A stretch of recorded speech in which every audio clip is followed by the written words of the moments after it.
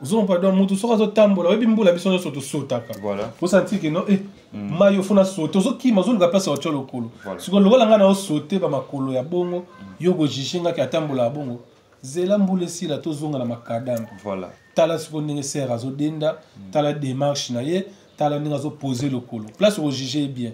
Vous sentez que eza musique eza na ba texte mo eza na le moto zo ngo eza na problème te. Siko na ndenge ya rendement. Na ndenge ya bilan. On a fait notre album, c'est déjà 3e année. 3e année, oui.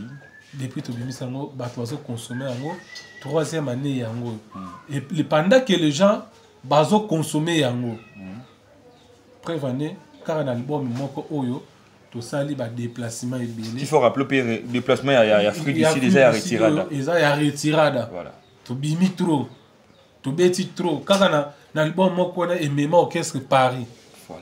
Au moment où tout qui est orchestre était voyagé depuis que l'orchestre belé ba sala pe ba orchestre ba sala pe ba nzembo ba misila ba zo pe ba nzembo ba kenda pe bangola ba kenda pe ba mais ba kenda pe te Paris wana pe ba yebi yango te voilà mais biso na ba danseuse ba bina na retirada ba kenda Paris ba ki maté ba zonga bango nyoso donc c'est là autoka monde yango wana siko imagine toi pendant que musique eza passe na poto ba tozo beta te musique ezo beta te na poto mais retirer daka oyo moko bato babande netika kaka na banzembo na yebisi wana et même orchestre Paris vous bagenda combien de personnes bagenda mi balete voilà bagenda 17 personnes na ba danseuse ba fille oyo babina na orchestre moko te bayaka ba moko babandi orchestre o baza ba jeune et belé pe babina ba yaya bani ba biso batika na ko bina bagenda ba braza bagenda ba nini mais l'orchestre héritier orchestre jeune azwa risque wana o ba vie belé ba linga lisusu te ba mona genda ba petio so ba ke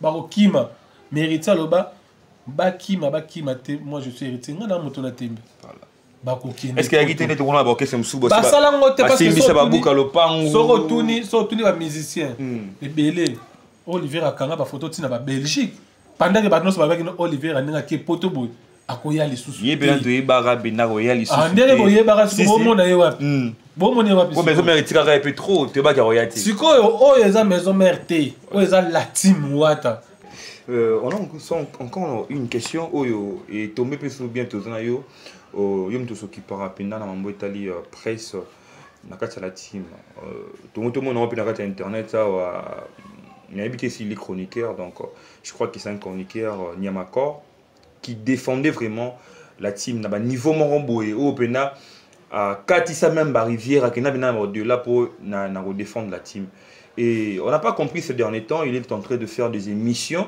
na bateau ya bané peut-être critiquer ta maison mère donc il tourne des émissions avec de ta maison mère apparemment langage n'a échangé et on n'a pas compris qu'est-ce qui se passe là parce que toi tu es mieux placé parce que tu t'occupes vraiment de la presse de la team Wata.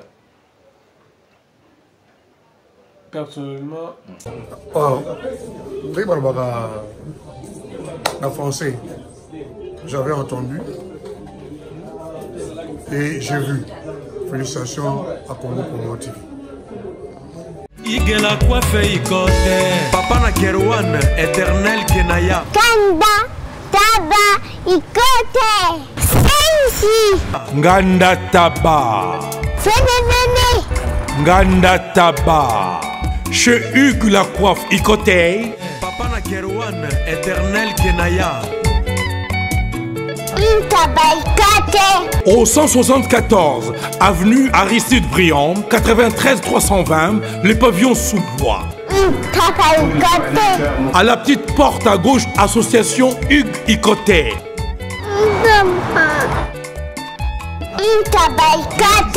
01 41 55 0000. Ntaba Ikoté. Descartes Construction et yeah! Fini l'inquiétude pour la réalisation de vos constructions de rêves en RDC au prix imbattable. Grâce à votre entreprise installée en RDC uniquement pour vous, spécialisée en construction, réfection, bâtiment, immeubles, vente de terrains, travaux publics avec les ingénieurs architectes qualifiés au prix incroyable. L'Escarte Construction est aussi spécialisée en luminosité des bâtiments et éclairage public. Installation des systèmes d'alerte, intrusion pour des maisons et véhicules et tout d'autres services. Nous acceptons aussi les paiements par tranche au prix incroyable. Pas d'hésitation avec Descartes Construction. Vous serez jamais déçus. Pour tout contact, notre email est descartesconstruction@gmail.com. Notre numéro de contact plus 447 93 92 82 813 et appelez-nous pour Kinshasa plus 243 89 91 56 86 2. Descartes Construction à Tozana Mbongo Moké, opération Tongana RDC. L'agence d'export et d'import Michelo Atlantic Shipping et bana ya Canada, bana ya USA, bomitungisa lisusu te. Pour tous vos achats et ventes de voitures, pièces de rechange et les accessoires possibles. Na koti na ba koli na bino na Kinshasa, bomitungisa penza te. Please, bakoya kozwa koli tina ndako. Pour tout contact, benga Michel Lukadi. Plus 1 508 371 60 43 USA na Canada. Pour la Kinshasa, benga na plus 243 89 551 30 38. Michelo Atlantic Shipping. Yaboye, Bazuapi. Raph Ngindou, félicitations pour la promotion, c'est la pour l'artiste. Que Dieu te bénisse. À connaît pas demander, il n'y a rien en face. Suivez Congo Promo TV avec le PDG Raph Ngindou. Nanenga Mabete, Congo Promo Raph Ngindou. Boga, en tout cas, félicitations, merci Sito Oumela. Raph Ngindou, le présentateur de la force créative Congo Promo. Congo Boroto, c'est la force militaire de Congo Promo. Et faites comme moi, allez voir Congo Promo, tv5.com. Donc au nom de Jésus-Christ, nous bénissons le Congo Promo. Avec Raph Ngindou, Congo Promo ne tombera jamais. Piccolo Congo Promo ndé. Ouais, Balobi Raph Ngindou. Congo Promo toujours, grande puissance. Come on. Congo Promo qui torcos net in a film. Congo Promo, babunda nanango. Raph Ngindou. Congo Promo. What a plus, what a des boss là. Merci de rester branché sur Congo Promo TV, votre chaîne que vous aimez autant. Merci encore pour cette attention soutenue que vous avez toujours donnée dans cette émission qui est Excellence, présentée par Scotty Kabalo, la justice de la presse. Dans cette émission, Neboebi toujours, de premier temps, nous sommes toujours excellent et nous sommes toujours en actualité de ce qui se passe dans le monde musical. Et dans cette émission, Boebi qui est tout chargé, couche tout, il y a population, il y a information pour binotou abonner à Congo Promo, donc satisfait et informé. Avant de commencer cette émission, je dis merci. Lui, c'est l'ingénieur Raph Ngindou, donc le boss de Congo Promo TV, le coach. Et je dis aussi merci à Raïs qui est avec moi, l'assistance de la caméra. Donc je dis merci. Aujourd'hui, il faut comprendre donc Tozan Nakati. Il y a Naku, il y a Fief, Mabélé, et celui que vous connaissez, ce n'est pas vraiment quelqu'un à présenter parce que déjà dans les médias, il est vraiment connu. Lui, c'est Adams Luzolo. Donc, on nous a réussi à Tona Bandalungwa. On est chez lui, malgré les occupations, mais à Pessibiso, on a tout sur la naïe. Binomo Boebi, que la team, déjà, Isaki na Kinte, la team Isaki na Kinte, donc, va auto-regagner. Mboka, donc, c'était bientôt là, donc, dans Boutou, je crois, dans Jackins. Et puis, tu essaies un peu d'en parler, beaucoup de choses, et ce qui se passe aussi dans le monde Nabusso, il y a Internet, parce que c'est un pro du métier. Bonjour, Adams. Ouais, bonjour, bonjour Congo Promo, bonjour Raph Ngindou. Bonjour, Nabatnos Votalabiso, abonné tout ya awa. Fanatique noso balinganga, balinga Adam Suluzulu, héritier Watanabe, la team Wata. Ok, merci d'abord. Passons directement à l'actualité. L'actualité nous oblige. La team Oyo, je sais que tu travailles aussi dans CSOCC. société plutôt ya héritier balaki na kinte ba aussi tourner moko munene ba beti ba concert rebelle na Afrique du Sud. D'abord bilan c'était quoi parce que yo je sais que tu étais tout le temps connecté avec eux. Ouais, bilan positif. Je devais être ensemble avec eux la tournée comme prévu, mais malheureusement il y a eu des petits soucis dans le Tali Kakarebi des Alara parce que biso déjà orchestre dans un passeport de service où batubia biso na ba personnel autozala kuna. Il y a d'autres pays qui ont un passeport ordinaire t qui ont un passeport de service. Pour passeport de service dans les pays où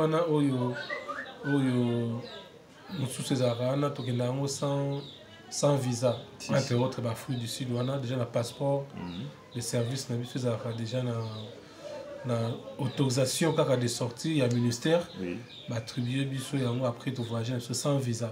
Parce que on a un passeport de service, il y a orchestre.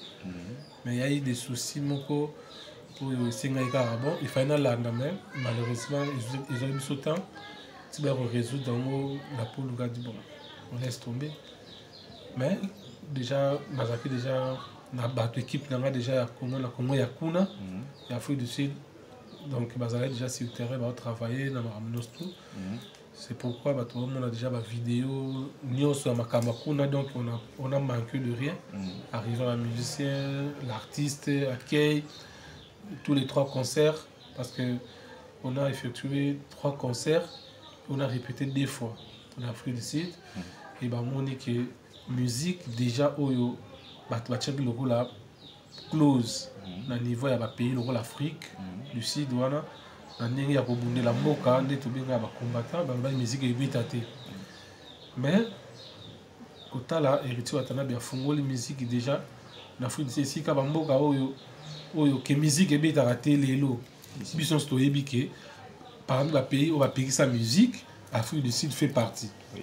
Alors, le Afrique du Sud va accorder déjà musique grâce à Héritier Watanabe, tout fongo les musiques. Donc, le reste de musiciens congolais, où tous les gens déjà va contact et puis la musique c'est fongo parce que Héritier qui n'a rien qui pas bêta, à bêti, mais à solo l'ipena bandeko, excusez, à solo l'ipena bandeko, oyo bazara qui kocha break na ma musique azwa kita bonta ya ko dialoguer à expliquer bango moni ba pas surtout ya ba musicien congolais o biso to lila ke photo parce que lelo musicien pas à l'étranger à part ba pays mususu to na so net bangolais les canons normal ba Zambie ba Tanzanie ba Uganda on les canons normal mais d'être là ba Afrique du Sud ils ont pas musicien chrétien ils ont pas pasteur la problème combattant qui tarawana lokola Mboula, vous comprenez? Les bêta-té. Sur les musiciens qui ont Afrique du Sud, on a bêté le concert. En tout cas, ils ont moi genre. Si tout le monde a un comédien, tout le monde a un comédien, un victime, il y a des bélés. Ils ont la rapide pas si. Mais qui est la magie héritier à Sali? Parce que avant héritier, c'est pas la magie. Mais on croit qu'avant héritier, il y a eu des artistes qui et Simbité. La stratégie plutôt. S'il faut le dire, la stratégie. Il y a certains musiciens européens qui payent un contrat, livrer un concert. Et on avait fallu faire showcase. Showcase. Ça a showcase parce que boya bête et puis pour pas taper showcase ils avaient des problèmes. Jiba beta man close public. Jiba beta concert moko fermé. Sans public. Ba beta kana ba tout le monde boya kaka. Donc sans public, ils acquitté que non où il y a billet ndenge pena orchestre et voyager et vendre. Voilà. Ndenge ba musicien so ba libre, il circule comme il veut, va déplacer des villes en ville. Donc ba bandi na Djobu, ba ke Pretoria, ba ke Durban, ba za l'aise, ba zo circuler pena ville. Voilà. Parce que ça là qui sont ba monika parce que combattant on y biété. Pour tout ce monde soit besoin na combattant bien dans un restaurant boy, a bien ba cheo ba taper aux hommes. Mais lelo grâce à Héritier Watanabe to fungoli makamunyo so musique ezongi nango l'Afrique du Sud bandeko ba musicien na ya carnet lelo soki bato sollicité bino ne craindrez rien bokende bobeta po boza déjà na faveur ya robeta musique. Donc disons merci à Héritier Watanabe jeune aye na musique na ye a solo laka aza bien aza Aza minene était, il est avec le gens. Mi-ange, mi-démon, donc tout simplement moi. Voilà. Il a eu à parler avec nos compatriotes congolais. Oyo baza côté kuna, basololi, atalisi bango boule. Et musique est bien. Pour un rendement à concert, on a fait 3 concerts là-bas. En tout cas, 4 concerts. 4 concerts parce que il y a Souka Ezaki hier, on a fait 4 concerts. Et 2 répétitions. 2 répétitions. 2 répétitions payantes. C'est-à-dire dès que la pas bissoir, baché cours, et dollar était scandalisé parce que tout le monde qui présent si terminé néo yoboyebi, tout le monde poison casséré car tout le monde qui boss nzetambi la mutasili ça atika mpia kana défaut, tout le monde qui ba Ludovic Billard, tout le monde qui ba ngwala, tout le monde qui ba td, tout le monde qui le producteur, il y a Nozi Mwamba, ou a bien ici hérité, à ça ici tourné, il y a Fouti là, grand prix de Nozi Mwamba. Attends à l'époque à Oyenge, à très long matin, à podium, il était à Bambalar. Bon. Après ça, il y a l'art, la chambre, la coulisse, mais c'est pour la première fois quand ici na batou. Donc sentiment peut-être ta musique. Et quand ici na batou, depuis Oyenge vient à Nozi Mwamba, comment on y est bien on les loté. Depuis Oyenge à 4x4 vient à Nozi Mwamba, le patron de Sankai Club. L'Afrique du Sud. Alors, on va y acheter mal à bisou à ce que bakuna. Après, tu m'as cassé. A bien ça va wenge, a bien ça va misser belé. Bien ça va plus bateau yebi, bakinda après kuna mais amata la podium té. Qui amata yemo pena matina na sala monté. Voilà la vidéo à l'église. Mais pour la première fois on a concert héritier. La concert héritier amata pena a faroté. Voilà. Héritier au Kamabi. Ah depuis coup tout zélango rien. Mais on fait tout, on a ma caméra pour la coulisse à solo, na yo moni, mais na public c'est pour la première fois. Ah c'est manifesté. Et puis bah tu vas y bâtir, y on a vu nos imambes. Moi bien, les gars bien, tout le monde bah force pénèse parce que n'a pas musicien na biso, n'a pas fille na biso, bazongi bien à 15 à bien, bah une bon qui toko, on est côté l'épée à Makambu. Donc posé. Merci ba sepeli, ba ambulance ba sepeli, ba Oliveira ba sepeli, ba Padaché ba sepeli, ba Koba. Mes condoléances Koba génial. À tout perdre cousin aye, chef nabiso ya répétition. Département de ba chef parce que rappelle la chef. Oui. La charge à média. Oui. Le chef à média. Et que vous c'est parmi nos questions, quel est vraiment le rôle parce que vous avez que la charge à média, le rôle que na Oyo Wasumarana, Katsala Team et puis auprès d'Héritier Watanabe. Média. C'est tout le média. Tu gères ça comment donc comment Moutou est allé héritier pour aller à la TV, c'est toi qui le gères ou comment? Déjà, charge à média, les charges à rail, apparemment on a la vidéo, porte-parole les éléments ou les canaux la TV c'est moi. Voilà. Et je gère la presse. Moi, je suis la caméra pour différents événements. Il faut autorisation. Il faut autorisation. Et puis, ça champ de bataille. Parce que moi, je suis infiltré. Il y a un côté héritier qui pose au moucher. Il y a un filmé. Côté à Malam, il y a filmé. Il y a filmé. Il y a caméra. Les à côté, kaka. Il y a les à côté, moi, pour ça la image. Image héritier. À vendre, mais on a ce qu'on a pour défendre la bibliothèque. So déjà moni, il y a déjà ma mona de pas la biso aux ascons accepté. Moni. Voilà. Oh, ce qu'on a bien total. Parce que yo mona reçu encore élément. Ok, on est la TV. Nous t'avons suivi dans des tinga bon. Il y a bien nos caméras, bon, des caméras, bon, on va dans on a YouTube là-dedans. On a la vidéo, on ça qui on dit ni commentaires ni les titres ni bocha qui sont là. Voilà. Sur ça moi déjà le bon soit dans bien tout à zaki wana. Que non talent de tilo prochainement ce boyer déjà vous allez accepter. Donc vous trahir déjà. Voilà. Parce que mon même na ba répétition sont des arana. Ils ont la vidéo mosusu et les karawana saut du maire ezala. Maître Nabiso pas goya bazo par exemple journaliste et caméraman Aux a droit non ya kokota so za na carte d'artiste. Et par de carte il y a presse. La presse. So za nango tu as droit de na répétition kokota non mais là sa carte exalté. Aux a journaliste na monoko mettre ya binoté. Pour y aller mettre ba tiens la porte a été critiqué. Là sa carte de presse kokota. So ba ko déranger y exalté ba monga za journaliste ya binoté. Tant on a tindu parce que caméra moi ça va filmer. Il y a so d'imère. Et qui est déjà héritier chez héritier. C'est héritier, c'est héritier. Bah, il y a qui est mon pandi au sein de l'identité. Foot à c'est bien normal au foot à thé pour les journalistes. Mais journaliste c'est là que ça bise au carte aux ans en moté. Et là ils ont justifié exacté. Il y a une bioté. Et là au côté là les la carte na yo exacté. À toi là c'est bise au kabamba la caméra. Na micro mon nene. Il y a une bioté. Mi parle déjà bimi eza libanda na misu na ngala zo mona ngo. Et troisième pe colis ka ningo lo baki troisième colis déjà. Ngane libanga. Ona yawa te.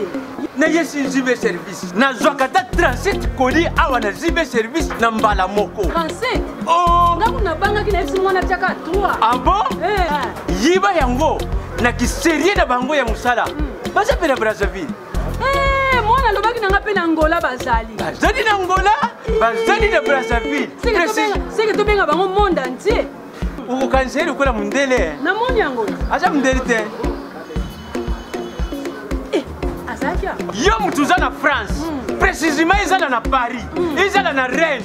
Ezala na Lyon. Ezala sika nini. Soko uza na Colina yo. Kunyo kwa maneyote, ba numéro na biso yango wana benga na yo. Zibe service aku livrer yo carton. Pe ko retirer yemuko akuya kuzwa yango. Pe akuya wana Kisasa. Kaka Kisasa te ya Maniata. Makalu. Na Point Noir, na Brazzaville, na Angola, na Kinshasa, place à Robunga. Exacté. Hugues la coiffe Et enfin, je suis arrivé. Salon Hugues la coiffe Ikoté. Non seulement c'est un salon de coiffure, mais aussi une machine de transformation des hommes et femmes. Regardez-moi comment je suis. Vilain. Mais attendez, 2 minutes. Bogard. Vous allez voir.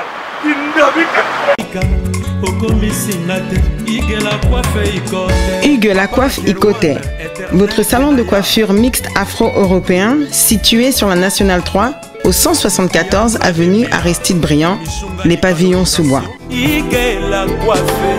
Pour plus de précisions, veuillez nous contacter au 01 41 55 00 00 ou encore sur notre site huguelacoiffeikoté.com. Nous sommes ouverts tous les jours de 8h à 20h, même les jours fériés. Hugues la coiffe Ikoté, l'homme qui coiffe la ville. Hugues la coiffe Ikoté, le salon de coiffure mixte afro-européenne de proximité. Au 174 avenue Aristide Briand, les pavillons sous bois sur la Nationale 3. Un seul numéro, 01 41 55 00 00. La beauté de votre chevelure chez votre frère. Hugues la coiffe Ikoté, même père, même mère. Chikicha, chikicha, cha cha. La beauté peut tout changer. Salon Hugues la coiffe Ikoté. Quelle beauté! Sexy pour les femmes, ndindindi pour les hommes. Bâtir la porte à la carte, tout mon taf est habillé. Vous comprenez? Donc, on a déjà vu sur la langue étant que média, comme ça, au bien en Adams, quand on a dit qu'on a bien, on a tali, on a fait un yébio. On a fait un bon. Hier, c'est bon, mais prochainement, il y aura la carte. Mais hier, nous avons reconnu traité. Tant que c'est une caméra, pas tout le monde, un journaliste, il y a aussi ma caméra, ma caméraman. Ça arrive, tout le monde a pu le voir. Bon, tu as un caméraman, tu as une caméra. Surtout que n'importe qui a un caméraman. Pourquoi tu as voilà. Tant qu'on y a beau filmer, ma baie, il connaît le problème. Donc, rôle dans la peine, ils ont mené dans l'orchestre, dans gérer presse.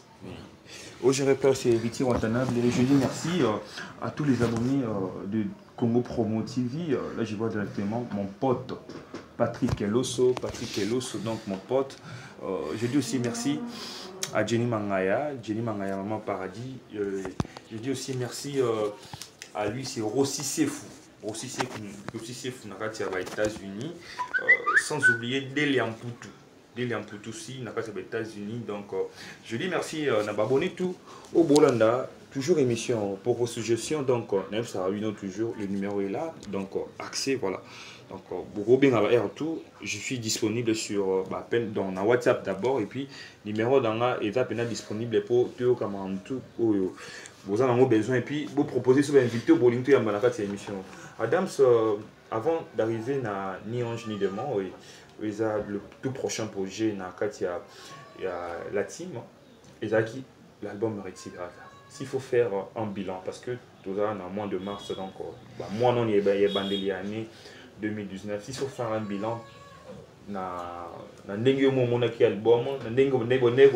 est-ce qu'il réalisé vraiment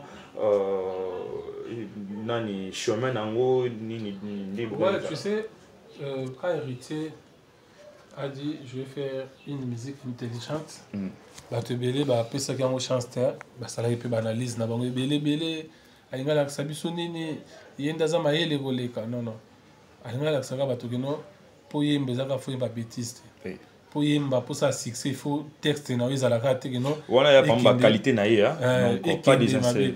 Donc soki otali album Carrière d'honneur Retirada, les albums où okuta bétise te sanité eza te ata na ndenge bato mosusu azalaka o nini oyo likemba osala boye baola boye amaske bétise na kati album wana eza nango te yo oyoka kaka batexte lokola le fer est fort mais le feu le fonde, le feu est fort mais l'eau le teint, l'eau est fort mais le soleil la sèche. Voilà. Vous comprenez? Donc, au coup de la texte, c'est mon bon. Au coup de notre non, il y a ce qui n'est pas FIBA.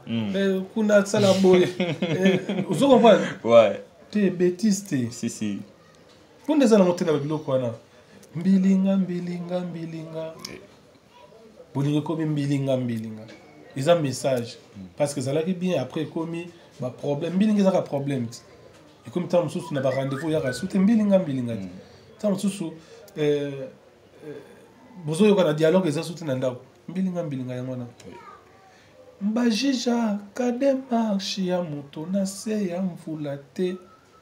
Vous avez pardon, moto sera tambola, et bimbola biso so to sotaka. Voilà. Vous sentez que non, mayo fona soto, zo ki mazo nga pesa ocho lokolo. Siko lokola nga na o sote ba makolo ya bongo, yo go jishinga ki atambola ya bongo.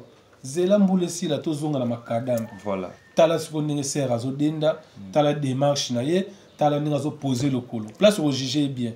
Vous sentez que eza musique, eza na ba texte, mo eza na les montants zo ngo eza na problème te. Siko na ndenge ya rendement, na ndenge ya bilan. On a fait notre album, c'est déjà 3e année. 3e année, oui. Depuis que nous avons consommé, 3e année. Et pendant que les gens ont consommé, prévenez, car un album, tout ça, il y a des déplacements. Il faut rappeler que déplacement, il y a fruit d'ici déjà à Retirada. Il y a Retirada. Voilà. Tu bimi trop. Tu bêtis trop. Car un album, moi, et même orchestre Paris. Au moment où tout qui est orchestre voyage depuis que l'orchestre belé basala pe orchestre basala pe banzembo ba misina ba bazwa pe banzembo ba kenda pe bangola ba kenda pe ba mais ba kenda pété Paris wana pe ba yebi en hôtel voilà mais biso na ba danseuse ba bina na Retirada ba kenda Paris ba ki maté bazonga bango nyoso donc c'est là au toka monde yango wana siko imagine toi pendant que musique eza passe na poto ba tozo betaté musique ezo betaté na poto mais Retirada daka oyo moko bato babande netika kaka na banzembo na yebishi wana et même orchestre Paris vous bagenda combien de personnes bagenda mi balete voilà bagenda 17 personnes na ba danseuse ba fille oyo babina na orchestre moko te bayaka mba moko babandi orchestre oyo baza ba jeune ebele pe babina bayaya bani bamiso batika na kobina bakenda ba braza bakenda ba nini mais l'orchestre héritier orchestre jeune azwa risque wana o ba vie belé ba linga lisusu te ba mona kende ba petio so ba ke ba kokima mais héritier loba bakima te, moi je suis héritier nga na moto na tembe. Voilà. Est-ce qu'il y a qui était tourné à c'est msubo ba sala ngote parce que ça ba buka lopango. So tuni ba musicien. Et belé Olivier akanga ba photo tina ba Belgique.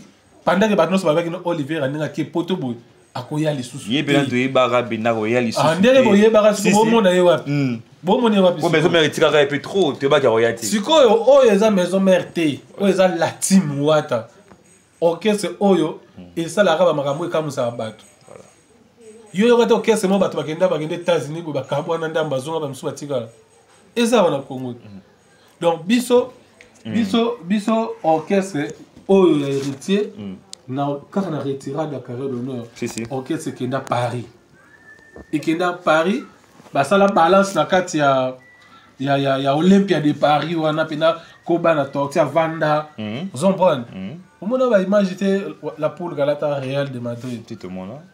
Jusqu'à preuve du contraire, 30 minutes avant le spectacle, ça y est, tout le monde n'est pas kangé instrument, tout balance c'est bon. Bah vieux wana ba benga, bino bon monate répétition na salle direct.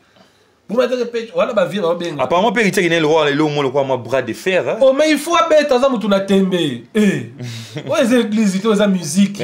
Il faut abet. Mais nous babi de tembe si là. Ba ngonde ba yebi mamba olobati.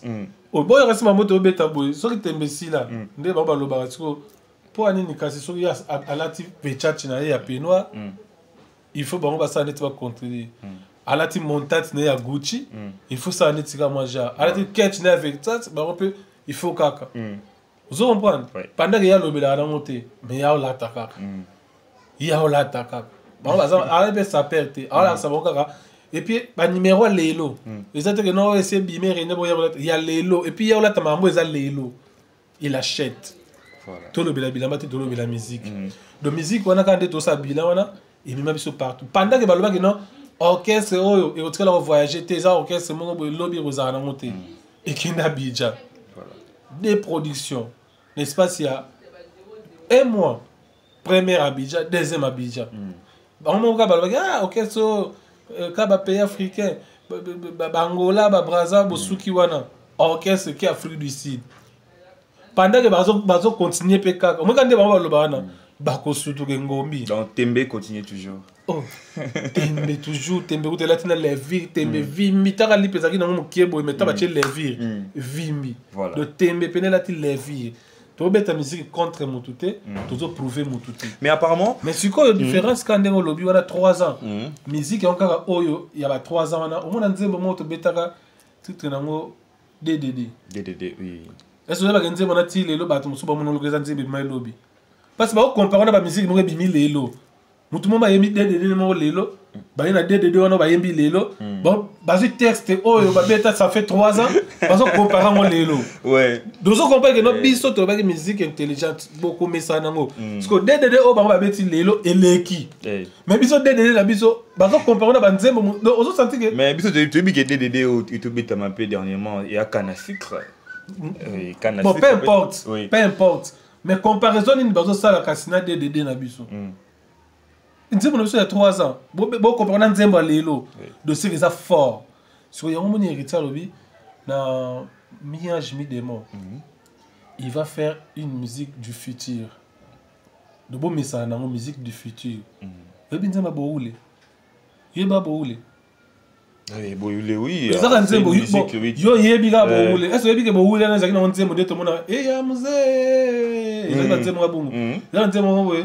Kabila non bon ça le roi blanc mutu akufi bazo yembela ba yembela sko vie ba ule wana zaki nzemba matanga ba ezanzemba hommage oui ezal roi ba yembela nde ba yembela nzemba Saint Marie misamu ezal roi ba yembi vie na biso sans souci nzemba mo ya matanga sko bato takala ba yembi mutu mo matanga na ye boluka kufi aripe mutalinya musique voilà to yembele mais bo ule na lelo elongo kutu ezanzemba matanga est-ce que ba beme aba chef d'œuvre il est caractère. Oui, bien les femmes en ango. Costa la bongote ya tout en noir. Mais puis combien de musique pour la réalisation de clip ou mais puis si car qui n'a pas. C'était à Dubaï ici, je me rappelle. Non.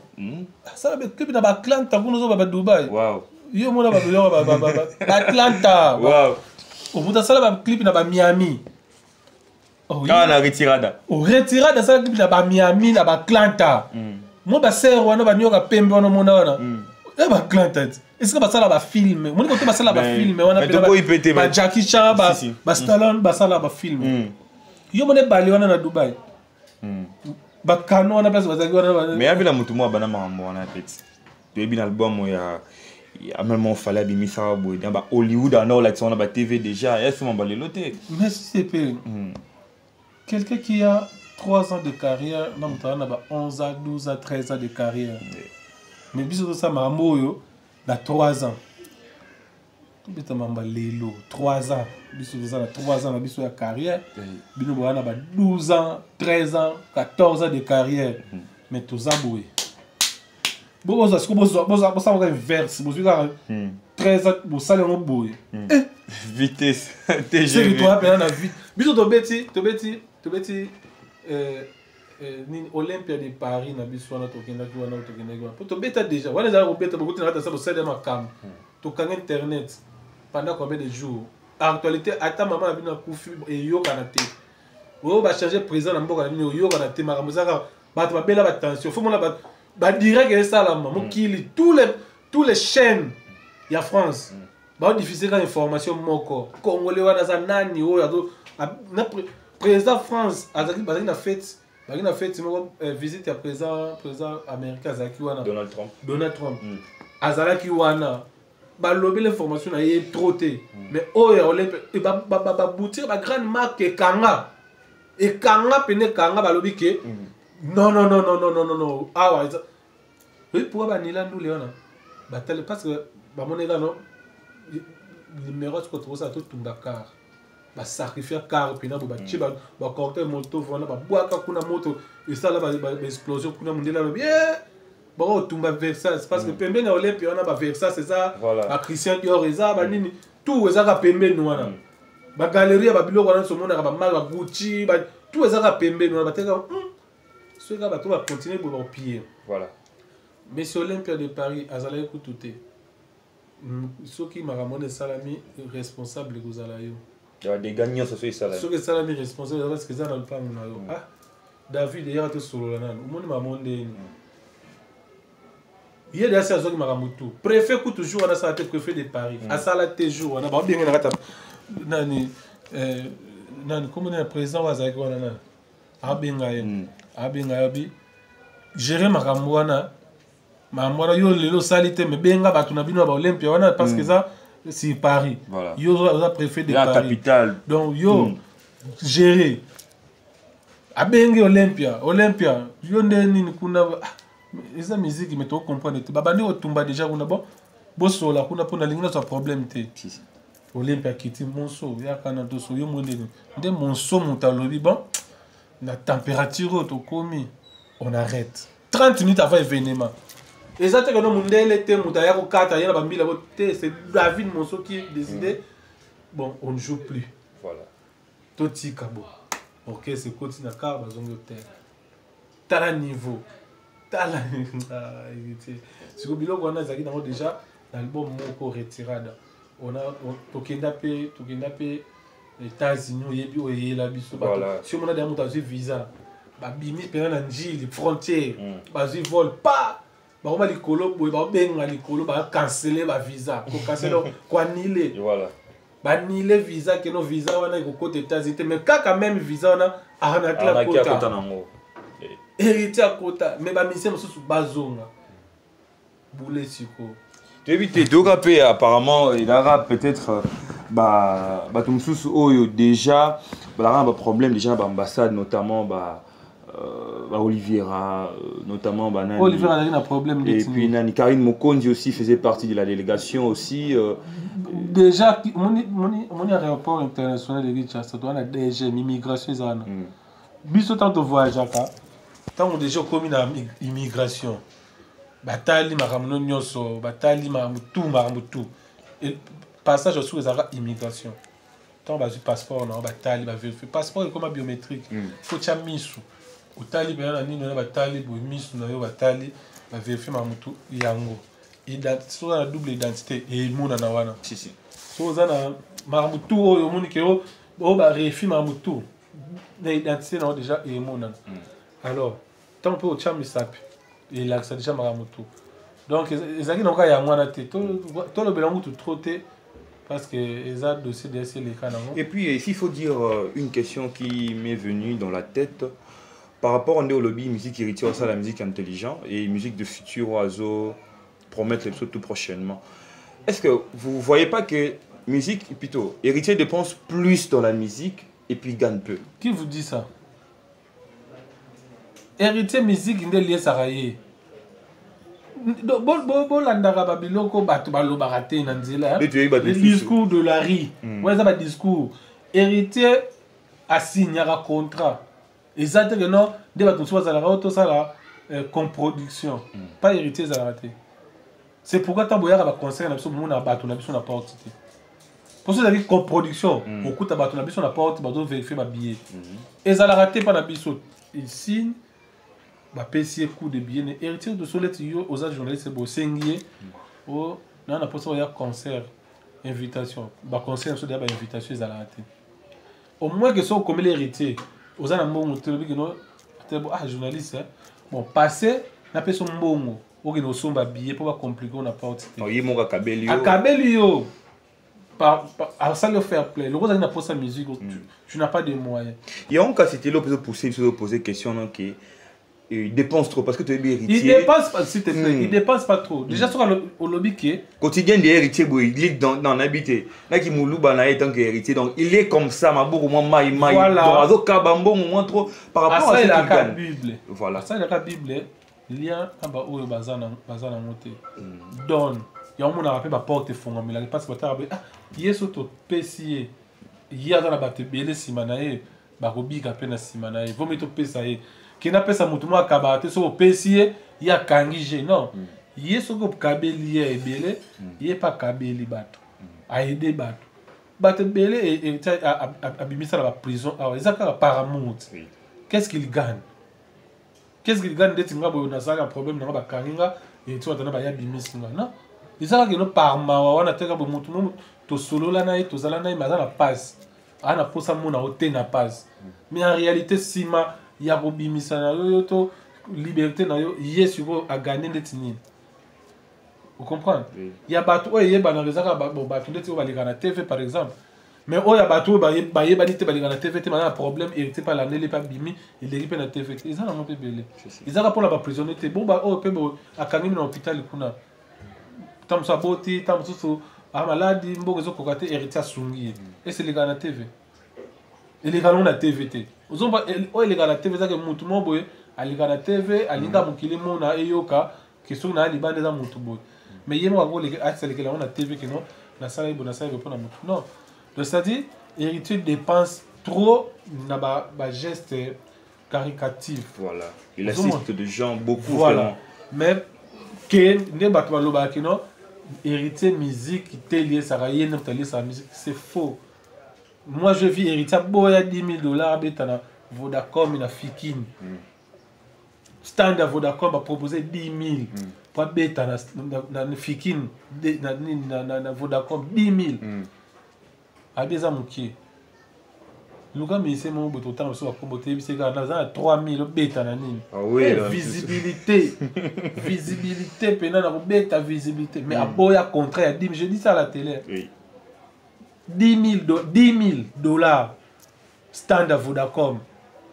Donc tant que combat ba tout bazali mukwa po na réseau nini mais stand ya Vodacom na Vodacity. A beta na Vodacity $10,000. Il a refusé. Ah bon ya ngwa bi que non eza mukie. Eza réseau. On a réseau munene. Ko beta déjà na Vodacity on a eza promotion mo munene. Le rôle a yebi ya moké a mukiete pour na bambongo na ko beta te. Va proposer bon aboya na ya tika na mais exactement la problème dans Vodacity. OK. On a encore une question oyo et tombé peso bien tozana yo yom to s'occupera penda na mambo Italie presse na kati la team. Tout le monde on na kati internet ça wa il a habité ici les chroniqueurs donc je crois que c'est un chroniqueur Niamakor qui défendait vraiment la team na ba niveau moromboé au pena Katissa même la rivière qui n'a pas de là pour défendre la team. Et on n'a pas compris ces derniers temps, il est en train de faire des émissions. Na bateau, il y a peut-être critiqué ta maison mère, donc il tourne des émissions avec ta maison mère. Apparemment, le langage n'a changé. Et on n'a pas compris qu'est-ce qui se passe là. Parce que toi, tu es mieux placé, parce que tu t'occupes vraiment de la presse de la Team Wata. Personnellement, maman non le moitié. Il y a qui est trop. Il y a qui est trop. Non le tout. Je ne pensais même pas que notre comme à la stade retourne à ma question par rapport à Ramnabiso. Donc, tu as vu peut-être il y a actualité et puis chez toi. Il faut comprendre que les gens des fanatiques à la team sont des fans, des fans, comme fans, moi qui fanatisme écoute à la maquilla. Après, si vous avez un CP, d'ailleurs, les sous-soutés fans, ils ont des bons. Fans, ils ont des fans déjà dans le bâti. Et puis par rapport à la question, ingratitude ne paye pas.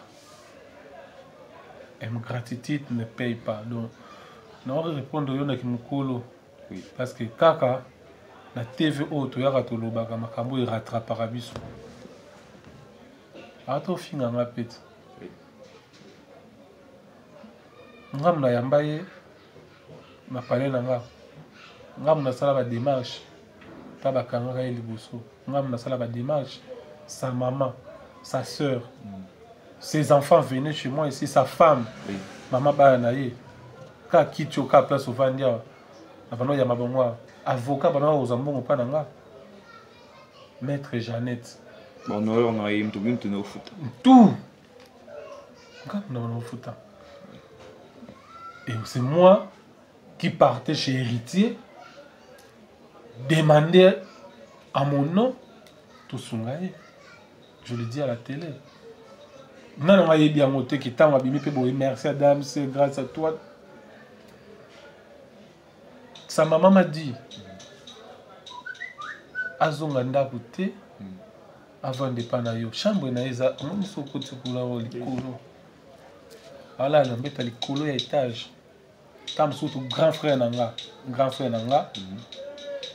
atikeli une chambre même si grand frère nanga boloko la kuna déjà aza bolala tananga habité la chambre na hôtel grand frère nanga zondima kovana munga kitchu. Là, il n'est plus à ton état. C'est sacrifié pour. C'est sacrifié, mais il y a une chambre. On a des chambres.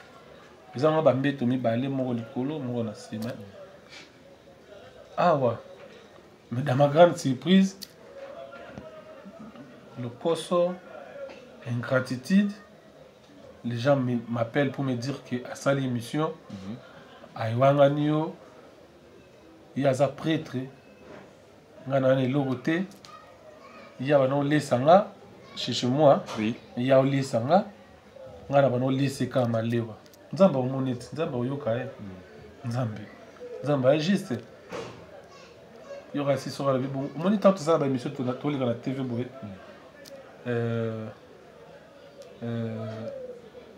Vient sur monstre lobelo moko ko kansate subi ozolo ba ba vandi kimia bazoyoka yo ki ozo convaincre bango. Voilà. C'est trop profond. Yo quand il non ndé ba to tala ok ba o sepela mamolo ba o tala na bango yo. Au moins la pe que ba vie Martin na ngopé. Mais ndé tingani na lo ba est-ce que mamno lo ba tuno so baza convaincu. Je ne pense pas. Ba tum so on la texte na bango ba so on la contexte na bango. Donc voilà. Ingratitude ya mabe. En voulant trop gagner, on risque de perdre. Oh yo ya côté na lelo. Ils a salaire du péché. Donc tu es le premier. Nous appelle la journée c'est belé. Tout ça l'émission à l'obaki kutuboya à salaki boye. Tout ça l'émission. On avait lancé une émission mamboté. Afinga loba na wa loba wana. Ngana na pembe ya Carolite. Na choko. Waouh. Na choko. Je pense que caméra est filmé très bien. Écoute caméra tu ko ça na on yo to vanda a wana pemba Carolite. Waouh. Ndina bona pemba Carolite pour lelo olingaki oza okatela ko lo gagner o bana ofini. Bien. Apparemment, Adam ça parle avec son cœur, donc c'est une question où il y a un lobby qui est aligné pour le battre, mais pour faire vraiment plaisir, on a tout bon on a vu sur na Congo Promo TV, donc il y a à répondre mais intelligemment. Adam, nous avançons déjà vers la fin de cette émission, parce que nous savons tous que les bonnes choses ne durent pas.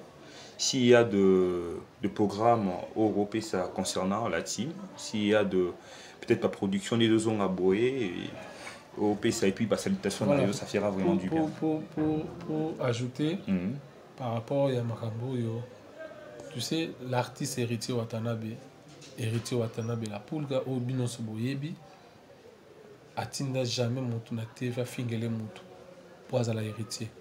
Je répète encore, l'artiste héritier Watanabe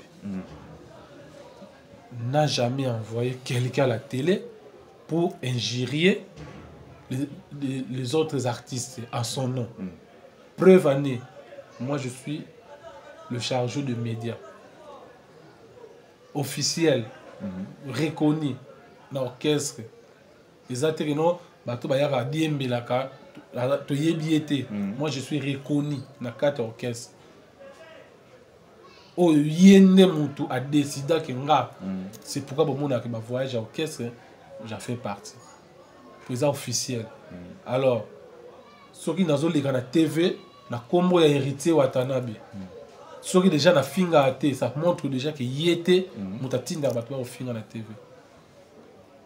Combien de fois la Poulga m'a dit comment tu gères tes gens? Parce que je suis après c'est Batunayo wana. Bazo continue ko finga, bazo continue ko finga. Quand finga msouye mon pas peut-être sur. Ayebi a monté, peut-être écoute tout mais ayebi na ye ya monté. Bah comment la gréco-mène, même quand le téléphone le roi me la permettant de faire la téléphone rien à faire. Au monier, t'as tu place ça la vidéo les awap. Et c'est chéri ti. Mais la sous comment on a fini, bah comment on finga au-delà voir même le rôle dans la TVT bêtise. Bah maman, bah papa, bah c'est pour et on dit bah pour tu m'as fini la sous dans le bêtise mon boy mais bah t'as une commune la sous. Non. Et ça quand on dit bah le papa héritier bêta rabatou. Héritier ça la boy, ça la boy. Si réellement héritier bêta bah c'est il fallait bêta bah moi. Mutala boy akoloba, akoganga. Mais mutu maza na posa senga mbongo pa Raf Ngindu. Mais a utilisé là moni Adam Suluzolo wana ana pemba choko. Oyebi Raf Ngindu yo yebit. Na suka bwaki libanga ti. Na fingi choko momboye. Na suka bwaki libanga. Engagé mutu. Raf tama yo na vidéo wana babwaka kiye. Ngata na kenda na sa musala. Résultat na mo bat bayebi rendez-vous na YouTube. Mais bango za téléphone na bango batinde li zoro mabia. Pour zoro mabia na muta permettre bango achaka ba biloko na bango na ba page YouTube achaka ba biloko na bango. Mais ndeti ngaboy nazo vidéo mo na filmer na tinde li zoro mabia la afficher ngai. Zoro mabia na finga nga peta taba ba tala mutaloba ngana kisi njuro to ramasina no ba. Amucha biso ba bêtise mutwana ba tata ya mukolo. Donc, on a la TVT pour la combat et la fin de l'héritier. Donc, bref, bateau a quand il y a tinda bateau, la fin de la bateau. Et on moni, tant on peut bazo kende d'abord, bakende pizza, bakende parce que Emmanuel Bibaloro là, biso 15 mois beauté, boyebi orchestre dans la monopole. Il y a au fin à bateau. Na mutabete la bango guitare, ba finga ye, na mutabete la bango synthé, ba finga ye, na mutoa a ça il a bango meilleur vocal ba finga, boyebi orchestre. Na mutangongi ba finga do orchestre na monopole finga na bato boye bien ba engagé pena mutu mobimba ya za na epena chien méchant na bango solo to simbi de na boye bien orchestre wana eza na mona monopole au finga bato nyos chez biso eza musique on va jouer une musique le futur avec les retirades dans la musique non plus les ramotoyes qu'on a miage mi démon un album à 16 titres sur les LDL et vous comme titre nous là mais parce que la séance, il y a un studio là. Cette fois-ci, l'artiste a chanté. Il a vraiment chanté. À la risque, les choses de quoi il est capable. Et puis, à ça, il va featurer, il a un musicien. abandi bafeaturing albanda eza na monesco album vraiment eza basé asali featuring na la clé asali featuring na Diego Milito asali featuring na Mishka asali featuring na Jack Love asali featuring na Oliveira asali featuring na Jurens Foudre ayembi na Miyembe ayembi na Seda Mbumu ayembi après banzi muso ayembi pe yemo mais vraiment l'amour sera au rendez-vous. Donc le cœur va être encore mûrci par Héritier Watanabe avec sa voix déjà. Nous donc vous apprenez de citer bateau voilà pour ça bobima vous contacter car parce que nous nazana bima banga na disque wana oyema obwaka apesa ngo avec non tu viens avec déjà yayo pesa 10 personnes na yo na compte na yo na obwaka mais parmi bato wana oyo pesa nga moi si na yo ya nzembo moko abwaka basi ba musicien na ye basi ba administrateur na ye le jour on a dit ça dans studio avec Sinabi moi na nzembo na obwaka basi donc basi soit vie basi c'est-à-dire ma mère quoi ma mère donc ma grand-père mère oh ma grand-père donc c'est-à-dire ma mère ma boaki yo ma boaki dans grand-père mère c'est attends boy ngate ba boire la mère OK ils ont dit ba boire la mère c'est-à-dire d'être moi sinon boyer ils ont reconnu d'être on a déjà reconnu ba boire ay siko na nzembo wana bino boire basi na bino basi ba musicien basi ba collaborateur na basi ya oya ye quoi na nzembo mais à part na no libanga ya mère na 10 personnes oyo et c'est là ba tuna yo wana na boire de là là déjà na 3 personnes ba contacter nga ba bima et puis le reste wana ba oya kaka voilà oya pour dire déjà na ozo déjà ba mabanga boy ti o mona album mo beye bon adam ça na nzembo pe parce qu'avec héritier tout est possible te kan nzembo no liambongo na onga mona oyembi longo yela nga nzembo na yoki yango so na sepe na onga na yembeli yo après yo te ki yango zimbongo no payer ba car au payer ba makambo voilà vous peut vie s'il faut rappeler ton numéro parce que bateau peut-être pas contacter au bimana na mi-ange mi-demain ba contacter ka yo bon numéro na rapeza longo populaire réservement déjà ba téléphone bateau ah mais oui réservement ba téléphone bateau déjà bateau partenariat numéro ya moi la kaka plus 243 89 86 44 628 Madame Soulizolo moi la souka nzambe pour ça au tindi demande na ata na ba nous avons 2000 demandes mo ezana na tante oyo na na taya ko